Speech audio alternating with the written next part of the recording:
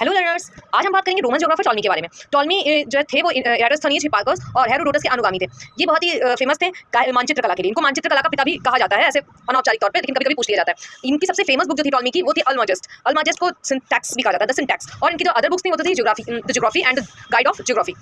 एनालोमा इनकी बहुत famous book थी जो नक्षत्र विज्ञान, प्रेक्षण और परिकल्पनाओं के लिए बहुत फेमस थी। इन्होंने बंगाल की खाड़ी का आलेखन, हमारे यहाँ जो पश्चिम बंगाल की खाड़ी है उसका आलेखन सबसे पहले टॉलमी ने बनाया था अपने मानचित्र में। इन्होंने दो लघु कार्य हैं जिसको कहते हैं the optics and the Tetrabiblos. The optics and the Tetrabiblos. ज्यामितीय मॉडलों का प्रयोग जो सबसे पहले किया है वो टॉलमी ने किया है। ज्यामितीय मॉडलों का सबसे पहले प्रयोग टॉलमी ने किया। इनकी एक और बुक थी जो ग्रहों के बारे में थी, उसका नाम था ग्रहाणु परिकल्पना, जो आकाशीय पिंडों के बारे में बताती थी। इन्होंने जो संशोधित संख्वाकार प्रक्षेप मतलब कोनिकल स्टाइल का जो प्रोजेक्शन था उसको इन्होंने करेक्ट किया है, संशोधित किया है।